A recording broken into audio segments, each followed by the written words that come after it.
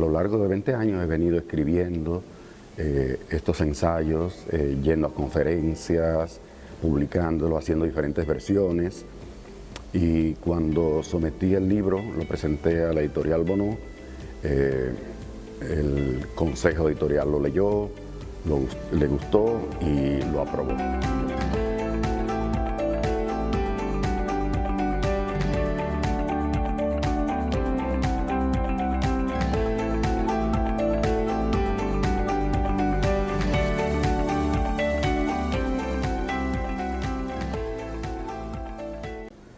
Seis ensayos en busca de nuestra desmitificación. La concepción general, la idea general es desmitificar los mitos que han creado las élites dominicanas, es decir, desmontar ideologías, proponer un pensamiento crítico, no seguir repitiendo los mismos mitos, las mismas concepciones tradicionales, acartonadas de la cultura dominicana, sino analizar el pensamiento de esos autores y ver cómo circula la obra de esos autores en la cultura dominicana. Es una relación paródica con el libro de Pedro Enrique Sureña, 6 ensayos en busca de nuestra expresión, y también con el libro de José Mariátegui, 7 ensayos de interpretación de la realidad peruana. ¿Por qué esta relación paródica? Bueno, porque lo que estoy haciendo precisamente acerca de la cultura dominicana es desmitificándola. Y no son 6 ensayos, sino que son 8. Pero sí me interesa ese título y ese guiño de ojo al lector, porque uno de los capítulos es sobre Pedro Enrique Sureña, precisamente.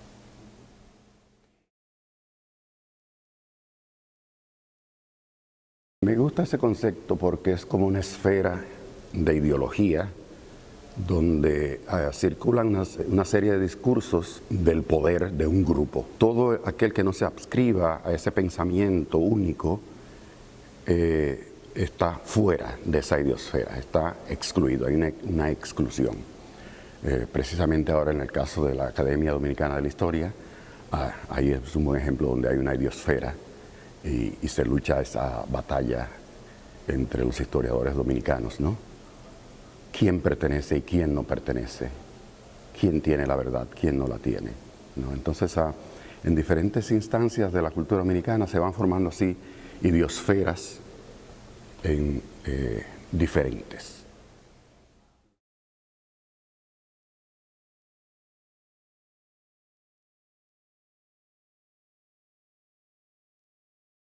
Bueno, aquí lo que me interesa es destacar cómo el campo político, Bourdieu, se impone o sobredetermina el campo estético.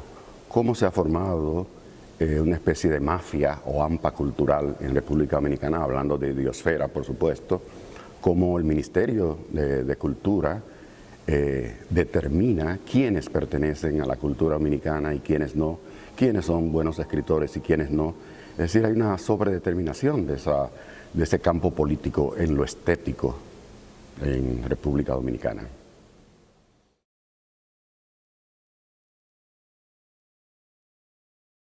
La historia entre República Dominicana y Haití es larga y compleja. Yo no me concentro en lo histórico ni en lo político, sino en una especie de tropos que se han formado acerca de los haitianos y de la cultura dominicana. Y ahí pongo de manifiesto el profundo racismo de la mayoría de los dominicanos con respecto a los haitianos. Analizo intelectuales dominicanos que han escrito sobre Haití, analizo el antihaitianismo profundo de estos escritores. Es una lucha a partir del otro, y es el otro vecino generalmente, ¿no? Como el caso de México y Estados Unidos, el otro vecino y el otro dentro. Entonces el otro hay que demonizarlo y hay que incluso proyectar aquellas cualidades negativas que queremos expulsar de nuestro ser. El otro es un animal, el otro no sabe comer, el otro es en fin deshumanizarlo para construirnos nosotros como mejores.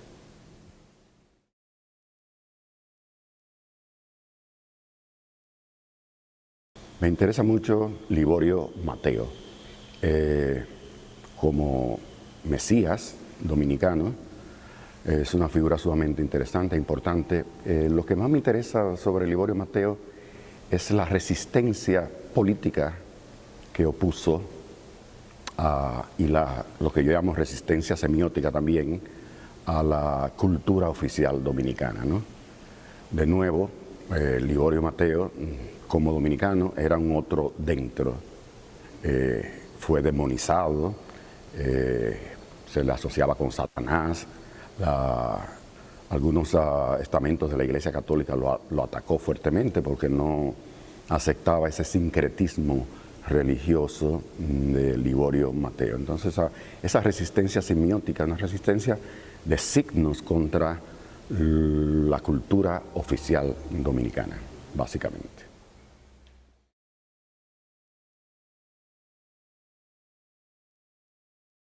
Pierre Macherey, crítico y filósofo francés, plantea que a veces lo más importante es lo que no se dice.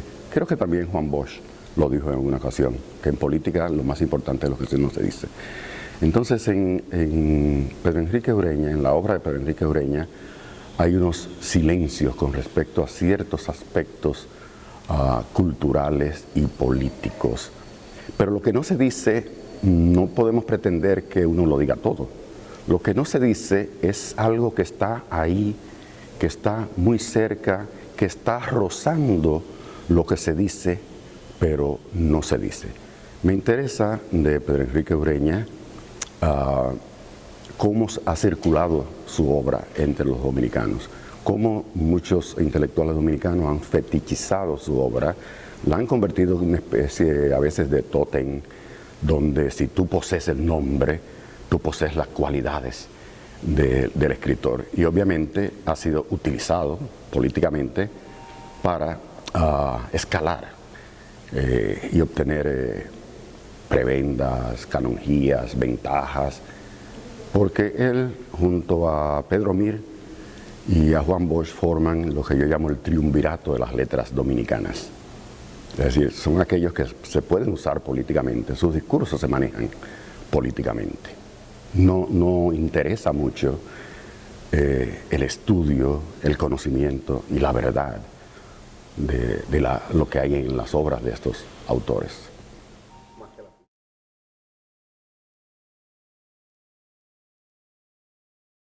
Cuentista en el sentido de escritor de cuentos, ¿no? Porque en República Dominicana tenemos la acepción de cuentista como el mentiroso, ¿no?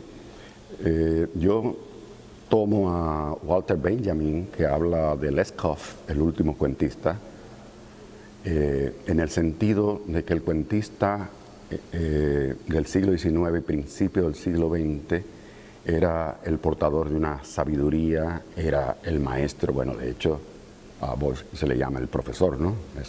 El maestro, el que lleva un mensaje, portador de un mensaje, casi profeta, ¿no?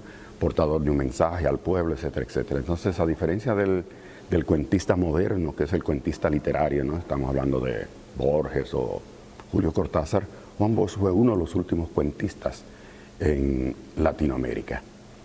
¿Qué me interesa? Bueno, me interesa que también ha sido fetichizado y todavía mucho más importante en términos políticos que Enrique Ureña y que Pedro Mir, porque fue fundador de dos partidos que ganaron y estuvieron en el poder. Pero yo creo que esos partidos no entendieron realmente el pensamiento de Bosch.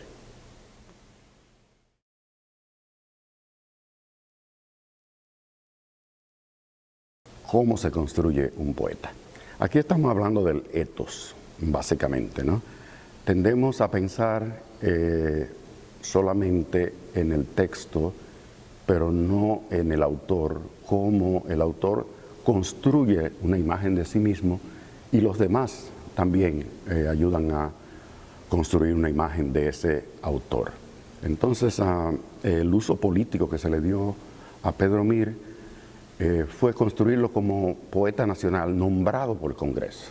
El Congreso no está compuesto por filólogos ni expertos en literatura, son políticos, y de nuevo vengo a enfatizar que el campo político sobredetermina el campo estético. Entonces, cuando se funda el Partido de la Liberación Dominicana, con Juan Bosch, por supuesto, como dirigente, el PRD necesitaba un ícono o icono que le diera prestigio. Y es entonces cuando proponen a Pedro Mire en la Cámara de Diputados y en el Senado para que sea nombrado el poeta nacional. Es el pueblo el que decide cuál es el poeta nacional. ¿Por qué Pedro Mire y no Manuel del Cabral, por ejemplo, que canta al Cibao como una alegoría de la nación, ¿no? Bueno, pues razones políticas, obviamente. Y con esto no quiero decir que sea un mal poeta, porque mi objetivo no es denostar a los escritores, es ver cómo funciona, cómo circula su discurso políticamente en la sociedad.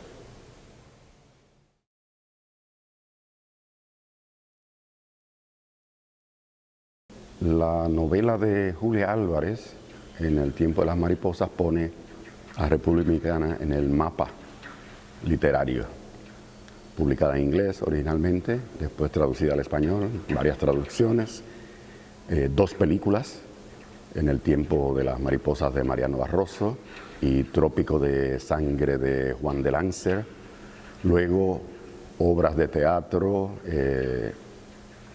varias representaciones, concurso de belleza, de todo.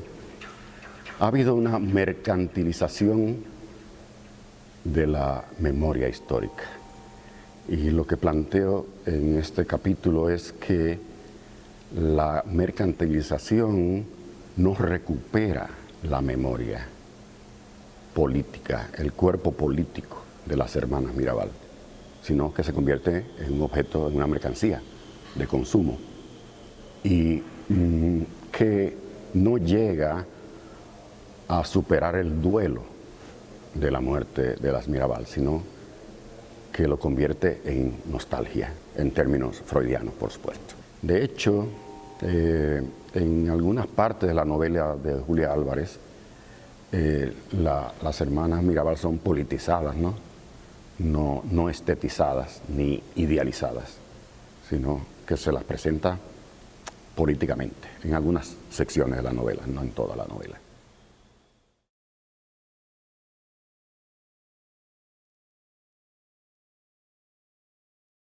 Bueno, para el debate se necesita primero formación académica, segundo, estudio, horas de estudio, tercero, análisis, y cuarto, el interés en la verdad. Pero muchos intelectuales dominicanos no están interesados realmente en el conocimiento, están interesados en situarse, posicionarse políticamente, usando discursos estereotipados, frases, insultos a la persona. Entonces yo creo que una forma de superar esos ataques personales, ¿no? Que ese fulano es homosexual, o que fulana es una prostituta, o que fulano es un borrachón, es precisamente estudiar, analizar y ser más profesional en el ámbito académico. Y yo me siento sumamente satisfecho con esta edición y con la editorial Bonó, porque la editorial Bonó es un espacio democrático, abierto realmente. Un libro así no lo habría publicado ninguna otra institución. ¿Por qué? Porque las otras instituciones tienen una agenda política. Y este libro, que es un libro de un pensamiento crítico, no les conviene.